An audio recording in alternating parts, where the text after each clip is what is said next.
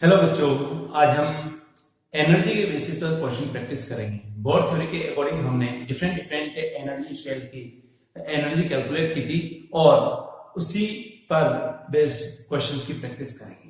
एक सबसे पहले सिंपल सा क्वेश्चन लेते हैं बच्चों। क्वेश्चन है, if energy of electron present in third shell of helium plus ion is V unit. Find the energy of electron present in fourth shell of lithium plus 2 ion। उसकी energy calculate करनी है। V unit दी हुई है third shell में present electron की energy, किसके अंदर? Helium ion के अंदर। और आपको कैलकुलेट करना बच्चों लिथियम प्लस 2 आयन में प्रेजेंट फोर्थ शेल में प्रेजेंट इलेक्ट्रॉन की एनर्जी। तो बच्चों वी नो दैट सॉल्यूशन हम स्टार्ट करते हैं। वी नो, आप लोगों ने देखा होगा कि एनर्जी है वो z स्क्वायर के डायरेक्टली प्रोपोर्शनल है एंड n स्क्वायर के इनवर्सली प्रोपोर्शनल। यहाँ पर दोनों ही वेरी कर रहे हैं, z भी वेरी कर रहा और n भी वेरी कर रहा। तो इसलिए जो एनर्जी है उससे बनने वाला फॉर्मूला वो हम z एंड n की टर्म में इस प्रकार रख सकते हैं। We know that kinetic energy या total energy is directly proportional, क्योंकि हमें डेटा है पुट करना, यहाँ पर ऑलरेडी यूनिट के फॉर्म में दिया हुआ, तो यहाँ पर z square upon n square. तो मैं ऐसा कर सकता हूँ total energy first is directly proportional to z1 square divide by n1 square, first equation, and total energy 2 is directly proportional to z2 square divide by n2 square. Okay, क्या करोगे? Divide कर दो यार, सेकेंड को first से divide कर दो। तो मैं यहां पर लिखूंगा total energy 2 divide by total energy 1 is equal to क्या होगा बच्चों? यहां पर रखोगे z2 square divide by z1 square multiply by n1 square divide by n2 square. Okay, अब यार क्या रखे? टोटल एनर्जी 1 है वो हीलियम आयन से बिलोंग है और टोटल एनर्जी 2 है वो है आपकी लिथियम प्लस 2 आयन से बिलोंग करती है। तो हम यहाँ पर रखते हैं बच्चों Te1 की वैल्यू रख देते हैं। Te1 की वैल्यू क्या? V यूनिट है। क्या? V यूनिट इस टर्म में दिया हुआ। Z1 is equal to helium plus के लिए 2 होगा। नाउ N1 की जो वैल्यू है थर्ड शेल में प्रेजेंट है इसलिए 3 होगा। Z2 की जो वैल्यू होगी लिथियम प्लस 2 के लिए 3 हो जाएगा एंड N2 की वैल्यू आपको दिया हुआ फोर्थ शेल में प्रेजेंट इलेक्ट्रॉन की एनर्जी निकालेंगे। ओके, तो यहाँ पर वैल्यू पुट करते हैं बच्चों। जैसे ही हम यहाँ पर वैल्यू पुट करते हैं क्या होगा? Total energy 2 divide bye Te1 की वैल्यू बच्चों आपको यहाँ पर पता है V यूनिट यहाँ पर दिया हुआ, तो V unit is equal to क्या होगा? Z2 की वैल्यू क्या होगी? 3 और Z1 की वैल्यू 2, यानी 3 स्क्वायर डिवाइड बाय क्या होगा? 2 square multiply bye again n1 की जो वैल्यू रखेंगे 3 स्क्वायर रखेंगे, n2 की वैल्यू 4 स्क्वायर रखेंगे। तो यहाँ पर n1 की value 3 square divide by 4 square, ये इस तरह से हम रख सकते हैं बच्चों। Now total energy 2 is equal to V unit यहाँ पर मैं लिखूंगा V unit multiply by 3 square 9 होता है, यहाँ पर भी 3 स्क्वायर क्या होगा बच्चों? 9 हो गया। तो आप रख सकते हैं 3 स्क्वायर 9 into 9 यानी 81 डिवाइड बाय 4 स्क्वायर 16 और यहाँ पर 2 स्क्वायर 4, तो रखोगे 64, यानी ये आपकी एनर्जी होगी। Total energy is equal to क्या होगा? 81 डिवाइड बाय 64 V यूनिट, ये आपकी एनर्जी मिलेगी बच्चों। इस तरह से हम जो क्वेश्चन गिवन है उसकी लैंग्वेज के बेसिस पर क्वेश्चन को सोल्व कर सकते हैं। नाउ नेक्स्ट क्वेश्चन की हम बात करते हैं बच्चों।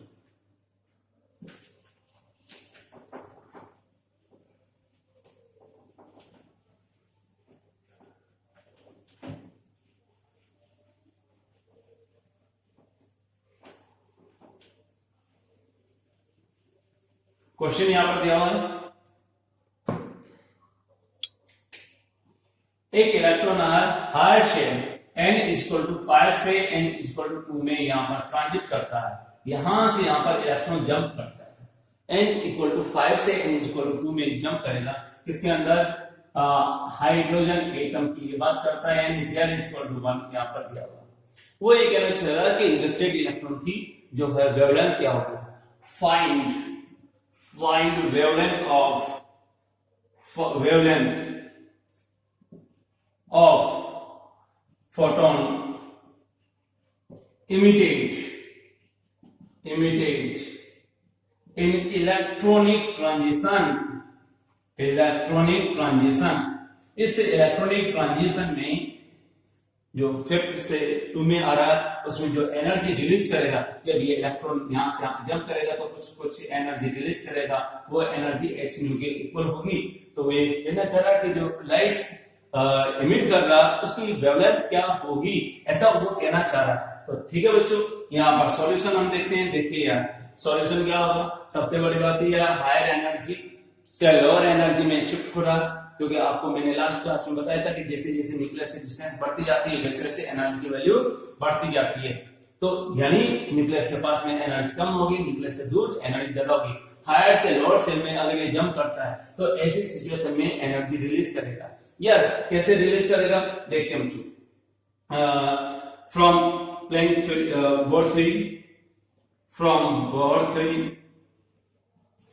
क्या होगी, E2 minus E1 is equal to क्या होगा बच्चों, h न्यू होगा। E2 की वैल्यू रखिए, E2 की वैल्यू क्या होगी, रख सकते हैं, हायर शेल था एंड यहाँ पर N2 रख देंगे, माइनस 13.6 इलेक्ट्रॉन वोल्ट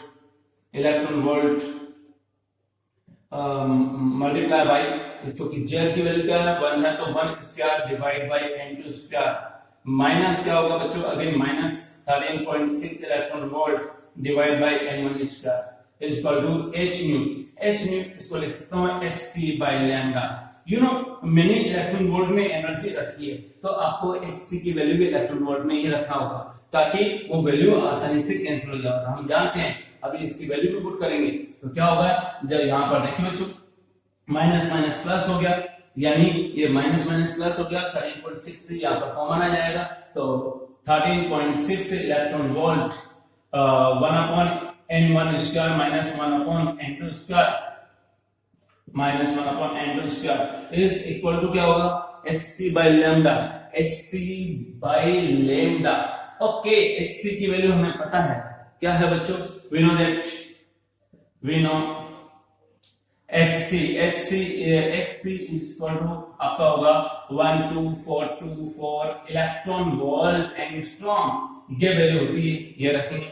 N1 की वैल्यू कितनी है बच्चों, हायर शेल से लोअर में जाना, तो N1 की वैल्यू क्या हो जाएगी, 2 हो जाएगी, इसको N1 कर सकता हूं, इसको N2 कर सकता हूं, तो यहां पर N1 की वैल्यू 2, N2 की वैल्यू क्या होगी 5, N2 is equal to 5, रखो यार 13.6 electron volt, okay, multiply by 1 upon क्या होगा 2 square minus 1 upon 5 square is equal to 12424 electron volt angstrom divide by lambda.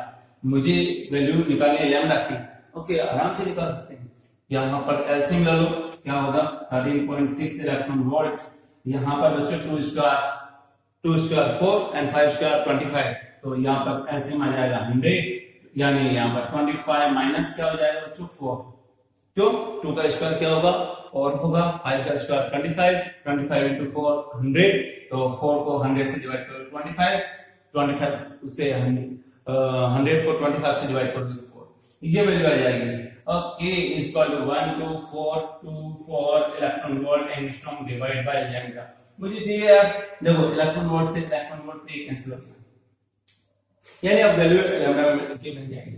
Lambda is equal to यहाँ पर दोनों का डिफरेंस कितना होगा 21 हो जाएगा, तो रखिए यहाँ पर 12424 एंगस्ट्रॉम डिवाइड बाय, इन दोनों का डिफरेंस 21 यहाँ पर रख देते हैं, ऊपर 100 लिख देते हैं, ठीक है ना, ये और नीचे 13.6 भी अभी 13.6, जब यहाँ पर आप सोल्व करते हो तो क्या वैल्यू मिलेगी 4340 अप्रोक्स, ये वैल्यू मिलेगी 4340 एंगस्ट्रॉम। यानी जो इमिटेड वेवलेंथ है उसकी या इमिटेड लाइट है उसकी वेवलेंथ 4340 एंगस्ट्रॉम होगी। इस तरह से सिंपल क्वेश्चन बनते हैं इसके बेसिस पर। एक और क्वेश्चन में आपको यहां पर सॉल्व करवाता हूं जिसमें काफी सारे पार्ट है, वन बाय वन उन पार्ट्स के बारे में हम स्टार्ट करेंगे। In an ionic species or single electronic species, when electron jump from second shell to third shell, then it absorbs 16.52 electron volt energy. Question है, in an single electronic species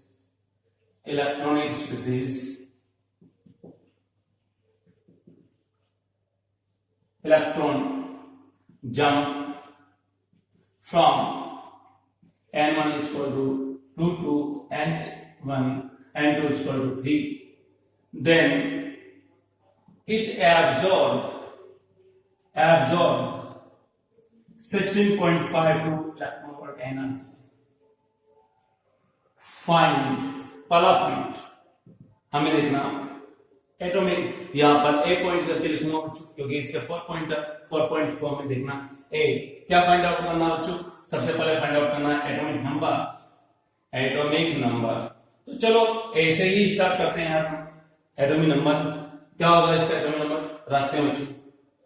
solution, we know total energy changes delta E is equal to E2 minus E1 is equal to, जब कभी भी single electronic species में हम transition देखते हैं तो क्या होगा, minus 13.6 electron volt Z square by N2 square minus आपका होगा again minus 13.6 electron volt Z square divide by n1 square, minus minus plus हो जाएगा।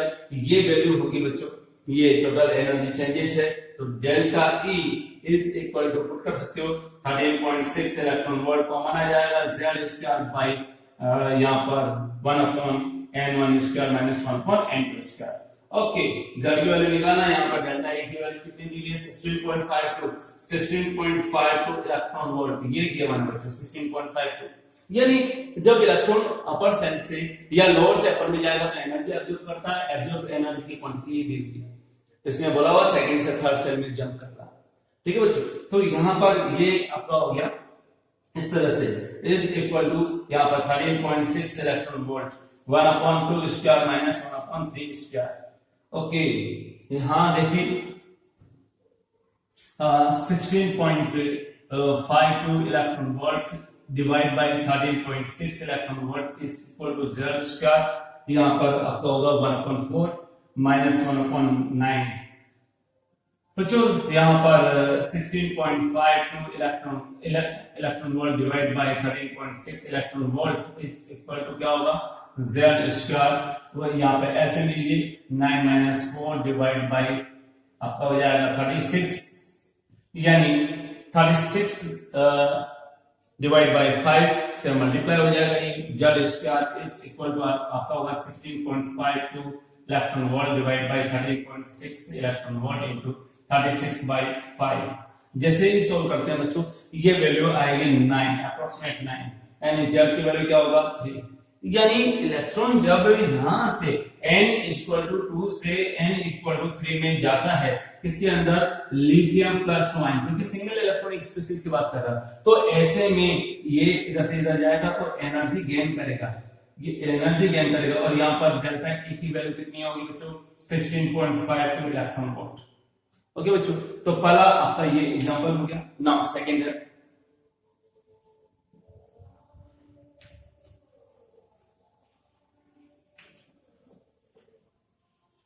सेकंड पॉइंट हम लेते हैं इसका,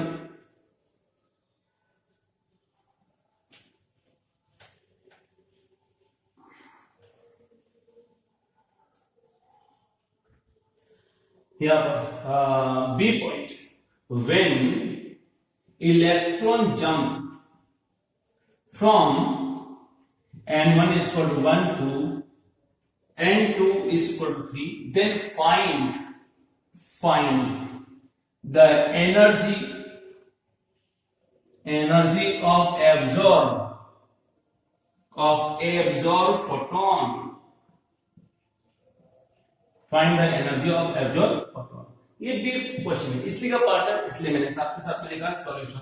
We know that अब डायरेक्टली लिख सकते हैं delta E is equal to, जो फॉर्मूला आता है वो यही आता है 13.6 electron volt Z square divide by 1/n1 square minus 1/n2 square. Okay, रखिए यार डेल्टा E की वैल्यू क्या होगी. डेल्टा E तो निकालना है, यहाँ पर आपका होगा 13.6 इलेक्ट्रॉन वोल्ट मल्टीप्लाई बाय कौन सा था अभी निकाला था, Z की वैल्यू 3 थी, 3 रख दीजिए क्योंकि यहाँ पर तो एबोव स्पीशीज की बात कर रहा है, इसी का सेकंड पार्ट है, तो यहाँ पर 1/1 स्क्वायर माइनस 1/3 स्क्वायर. जब आप इसको सोल्व करते हैं, ओके, यहाँ पर क्या हो जाएगा, delta E is equal to आपका हो जाएगा 13.6 electron volt into 9 divide by 1 minus 1/9. Okay, और ऐसा भी कर सकता हूं, क्या होगा बच्चों, और delta E is equal to 13.6 electron volt into 9, यहाँ पर आपका एलसीएम लोगे 9, तो अगेन 9 माइनस 1 आएगा, यहाँ पर 8/9. Delta E is equal to 13.6 into 9 divide by 8/9. Okay, 9 से 9 कैंसिल, जब इसको इससे मल्टीप्लाई करेंगे तो यहाँ पर जो वैल्यू मिलेगी वो अप्रोक्सीमेट मिलेगी 108.8 इलेक्ट्रॉन वोल्ट, ये मिलेगी, क्योंकि 8 से आप मल्टीप्लाई कर सकते हो 48 एंड ये वैल्यू मिल जाएगी. यानी टोटल एनर्जी की जो वैल्यू मिलेगी बच्चों को इस तरह से ये मिलेगी. नाउ ये आपको हो गया. नाउ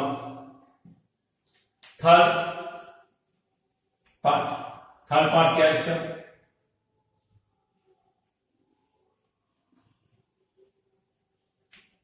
इसका C part.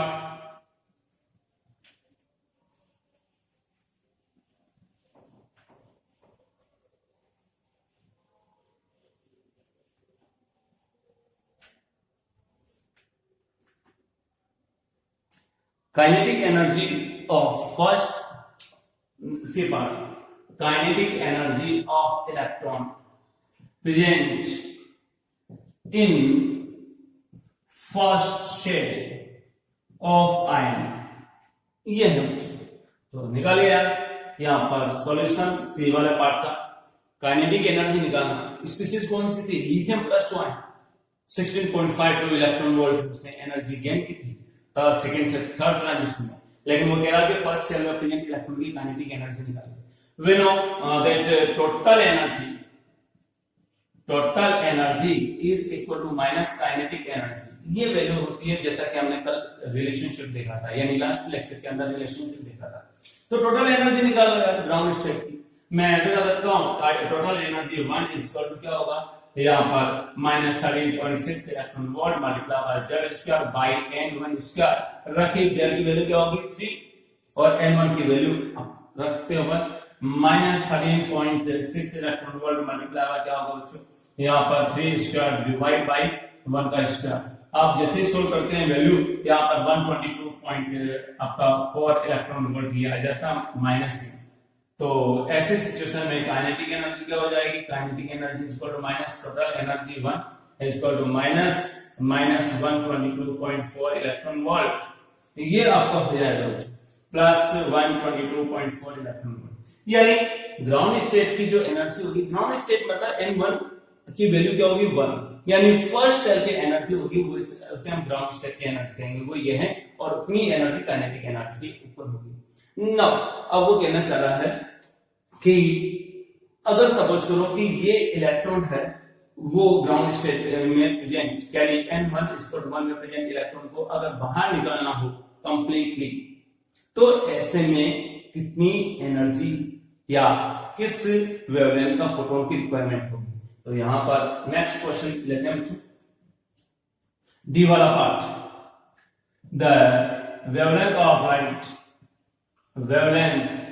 Of light light required to eject electron from n1 is equal to 1 to n2 is equal to infinity। तो ऐसे में जैसा हम जानते हैं वैसा लिखेंगे जो डेल्टा ई एनर्जी जो रिक्वायर्ड होगी उसकी वैल्यू होगी -13.0 या +13.6 electron volt multiply by Z square 1 upon, यहां पर मैं लिखूंगा इसको +13.6 electron volt multiply by Z square 1 upon 1 n1 square minus 1 upon n2 square. Okay, delta E की बात करें, डेल्टा ई की वैल्यू रखो hc बाय लैम्डा, क्योंकि यही चाहिए होता है बच्चों। रखिए hc by lambda is equal to 13.6 electron volt multiply by Z square 1 by 1 square minus 1 by infinity square, यानी आराम से लैम्डा की वैल्यू निकाल सकते हैं। कैसे यार, देखो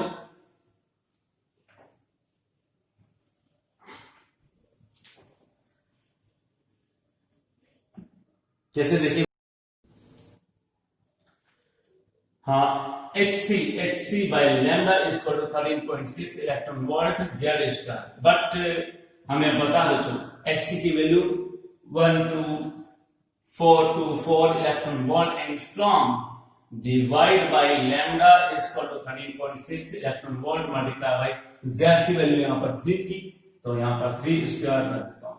क्या होगा, जेड की वैल्यू तो 3 रखी एंड hc की वैल्यू 12424 इलेक्ट्रॉन वोल्ट एंगस्ट्रॉम रखी है। ये यहाँ पर काफी अच्छी तरह से काम आता है। Solving lambda is equal to आपका हो जाएगा बच्चों यहाँ पर 101.3 एंगस्ट्रॉम, 101.3 एंगस्ट्रॉम। इस तरह से हम एनर्जी पर बेस्ड जो क्वेश्चन है वो सॉल्व करते हैं। Thank you.